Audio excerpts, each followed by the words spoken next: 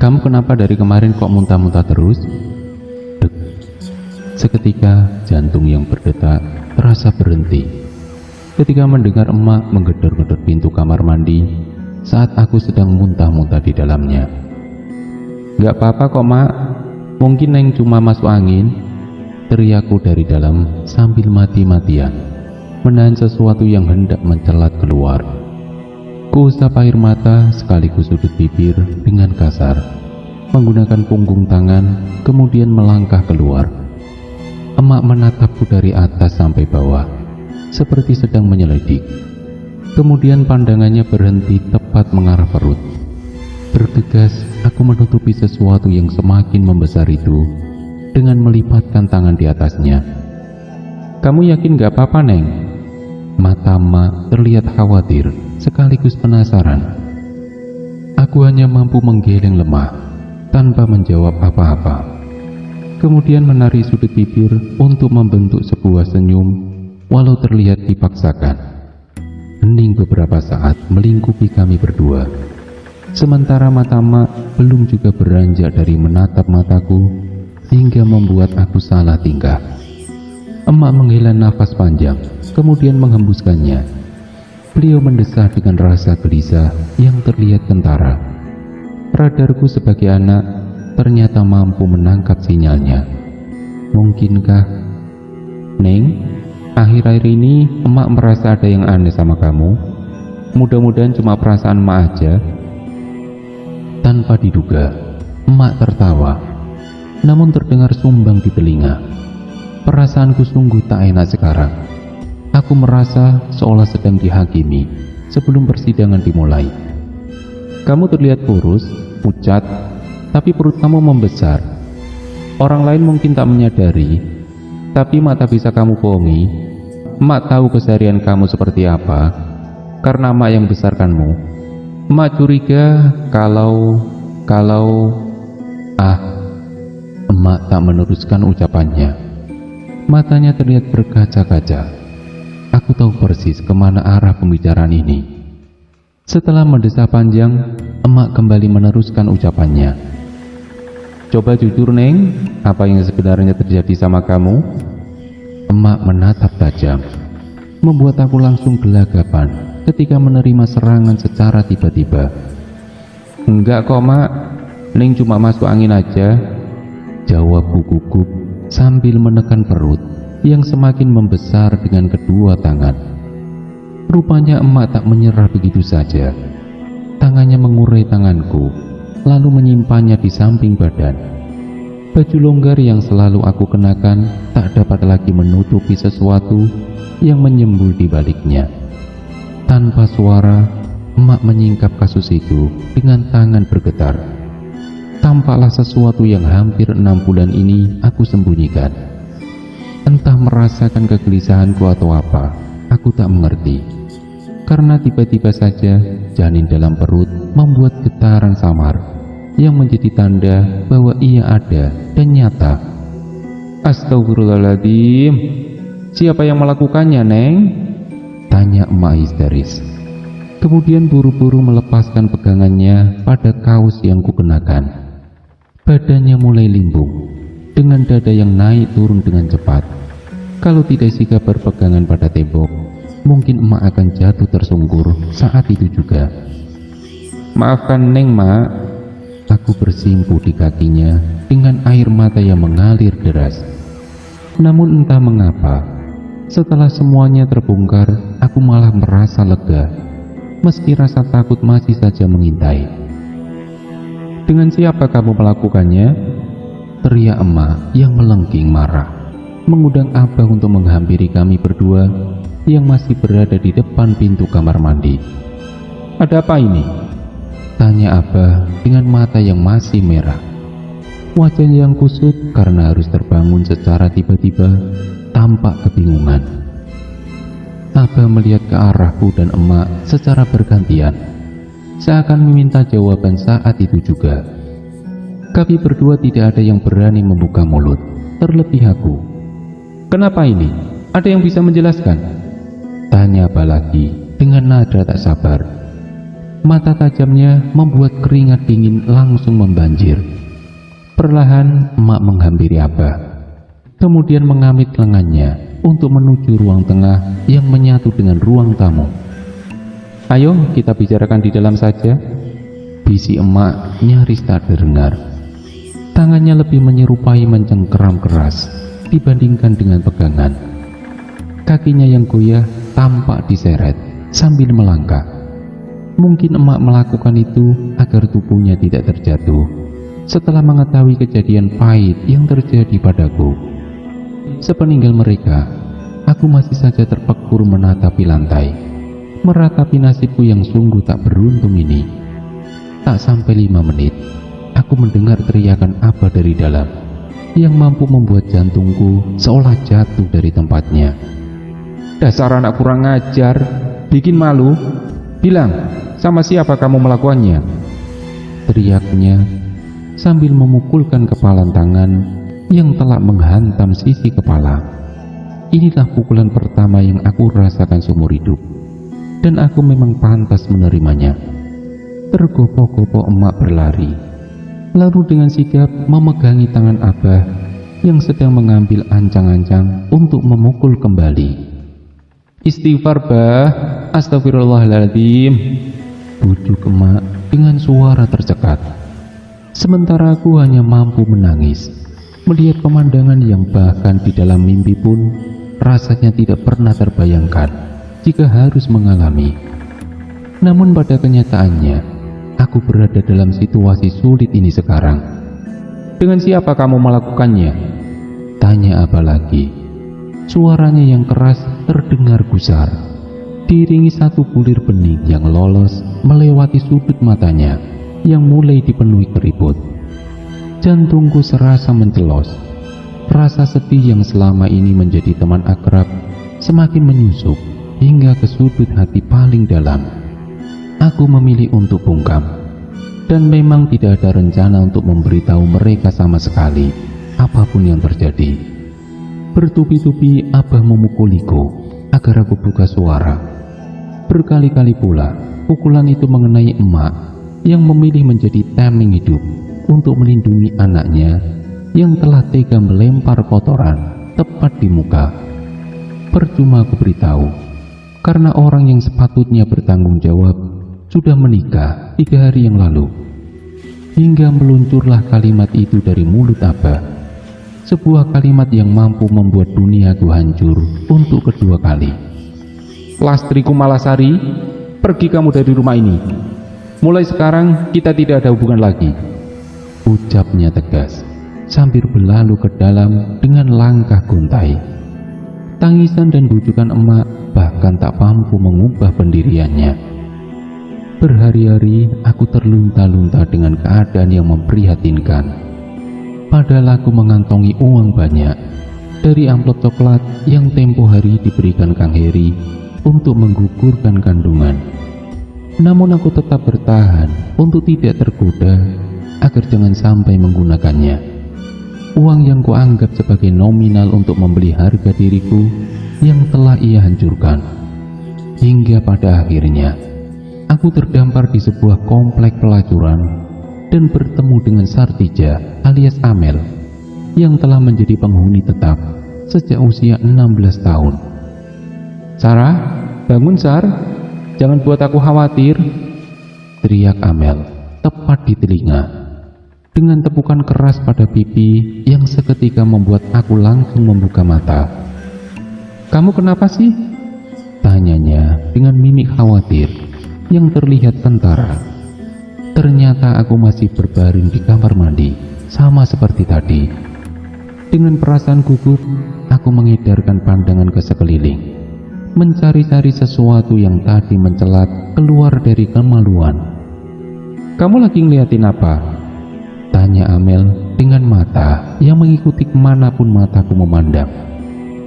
Bukannya segera menjawab, aku malah merentangkan kaki untuk memeriksa sesuatu di dalam sana. Ternyata tidak ada bekasnya sama sekali.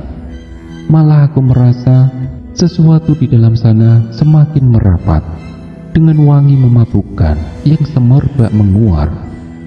Kamu kenapa, Sarah? Amel mengguncang bahu karena heran dengan tingkah aneh yang aku lakukan. Aku tertawa dengan keras oleh sebab yang entah. Sementara Amel mengernyitkan kening, terlihat penasaran.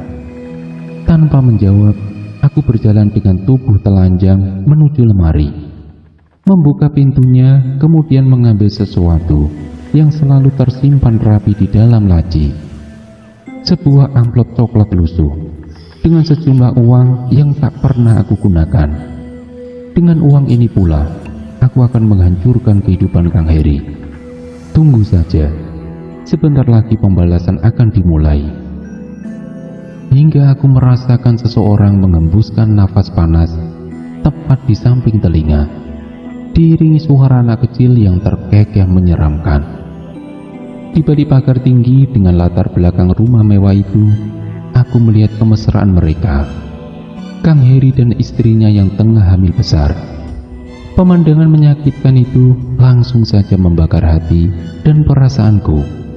Padahal bukan kali ini saja aku melihatnya. 5 tahun semenjak kepergianku dari rumah. Sebelum ini, aku pernah tak sengaja bertemu mereka di sebuah pusat perbelanjaan. Pertemuan pertama setelah aku dicampakkan olehnya. Kota besar yang disebut orang sebagai miniaturnya Indonesia ini, ternyata rasanya bagiku tidak lebih besar dari telapak tangan. Buktinya, aku masih bisa bertemu lagi dengan seseorang yang kucinta sekaligus kubenci di sebuah ruangan yang bahkan tidak sampai 1/1000 dari wilayah yang luas ini. Aku melihat tangan perempuan itu berkelayut manja pada lengan lelaki yang seharusnya menjadi ayah dari anak yang terlanjur kugugurkan karena penolakannya. Rasa benci semakin menyala-nyala, apalagi ketika aku menyadari ada binar indah yang berkilau di matanya setiap kali melihat wanita itu. Binar yang dahulu kusangka hanya untukku seorang. Tanpa sadar, aku mencengkeram troli dengan perasaan marah sekaligus geram, hingga membuat urat-urat pada tangan menyembul kebiruan dengan kulit memucat. Apa salahku? Desisku dalam hati, diiringi tangis yang sejak tadi telah membasah di sudut mata. Air mata itu laksana taburan garam di atas luka yang belum benar-benar mengering. Perih, pedih, sakit, hingga ke ulu hati. Namun si empunya dosa seolah tak menyadari. Ia begitu bahagia dengan wanita barunya. Senyumnya yang mengembang seolah menari-nari di atas luka yang kurasakan. Ketika mereka berjalan ke arah kasir yang searah dengan tempat aku berdiri, aku malah memilih menyingkir ke belakang rak dengan maksud menyembunyikan diri. Rasa rendah diri dan terhina begitu telak menghantam dada. Rupanya 5 tahun yang kuhabiskan dalam tangis penyesalan belum cukup untuk mengembalikan rasa percaya diri yang telah hancur berkeping-keping. Mereka melenggang ke arah tempat parkir, masih saling menggenggam tangan dengan senyum terkembang, dan aku mengendap-endap mengikuti dari belakang. Betapa menyedihkan. Dengan pandangan yang mulai mengabur karena terhalang air mata, kulajukan mobil mengikuti kemanapun mereka pergi. Sesekali di dalam otak, setan mulai ramai menggoda agar aku tabrakkan saja mobilku ke arah mobil yang mereka tumpangi agar terjadi kecelakaan hebat. Aku terkekeh pelan. Setidaknya bila harus mati, maka kami harus mati bersama-sama. Biar perhitungannya nanti aku bayar sekalian di neraka.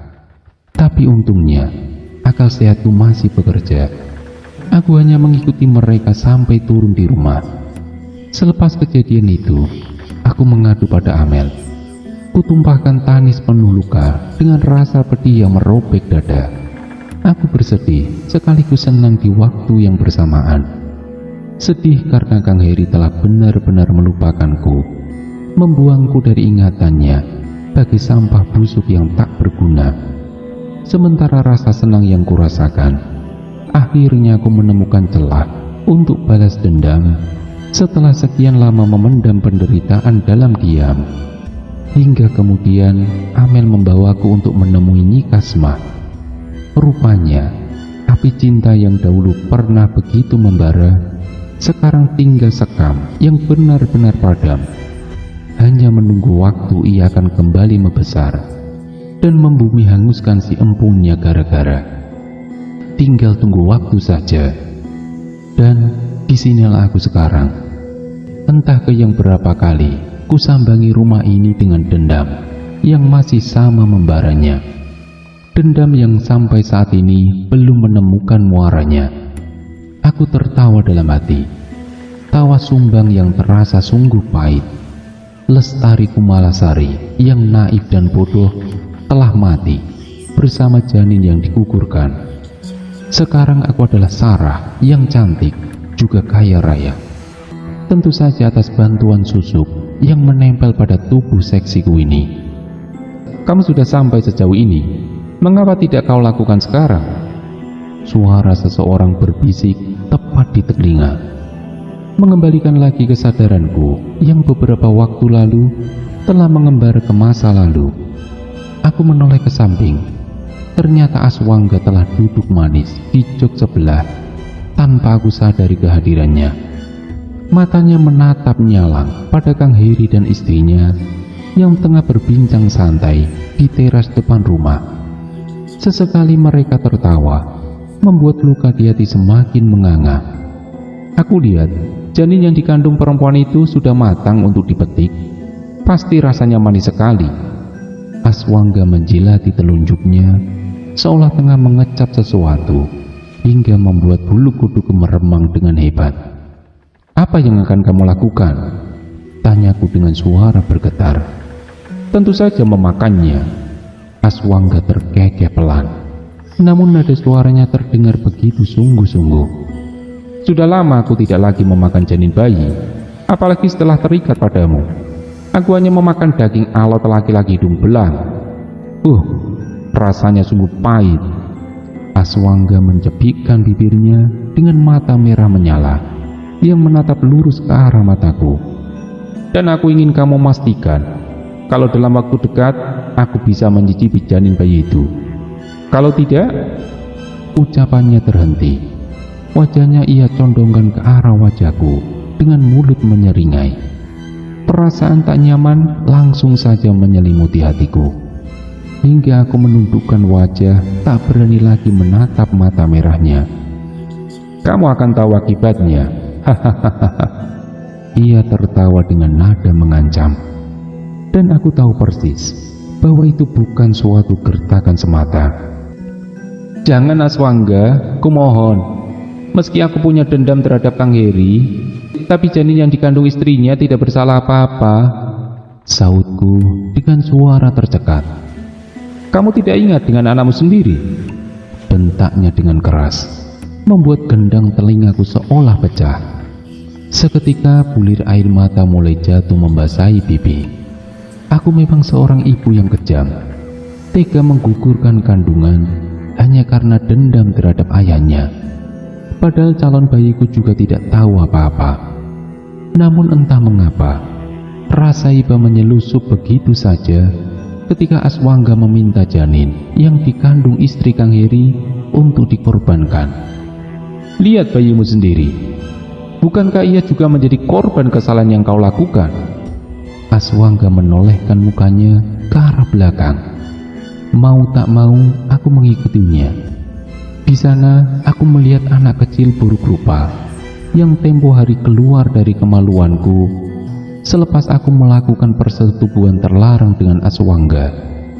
Ia menatapku lekat dengan mata yang hampir mencelat keluar, sementara hidung dan mulutnya belum berbentuk sempurna, hingga hanya memperlihatkan 3 rongga menganga yang terlihat mengerikan. Refleks, aku menutup mulut dengan mata melotot. Entah apa yang sebenarnya kurasakan sekarang. Yang jelas, mual sekaligus takut aku rasakan bersamaan.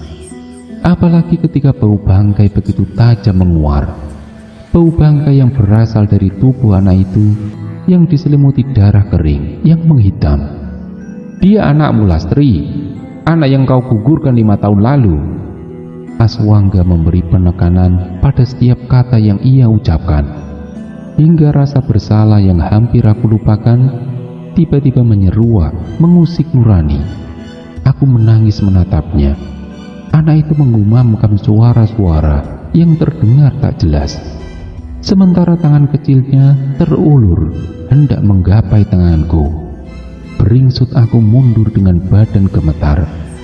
Tiba-tiba aku melihat air mata darah mengalir deras dari sudut mata anak itu ketika melihat reaksiku. Rasa bersalah langsung menyergap menghantam dada. Namun aku tak tahu harus melakukan apa, karena di sisi lain rasa takut yang tak kalah kuat mulai merayapi hati. Tok tok tok. Aku terkesiap dengan jantung yang berdetak cepat ketika mendengar ketukan keras pada kaca mobilku. Beringsut aku membuka kaca mobil setelah sebelumnya mengusap air mata dengan punggung tangan. Begitu menengadahkan muka, jantungku hampir meledak, karena yang berdiri tepat di samping mobilku adalah Kang Heri. Kami berduanya terhalang pintu. Dengan seksama ia melihat ke arahku. Matanya memindai wajahku selama beberapa detik. Kemudian air mukanya berubah dengan ekspresi terkejut yang terlihat tentara. "Neng Lastri?"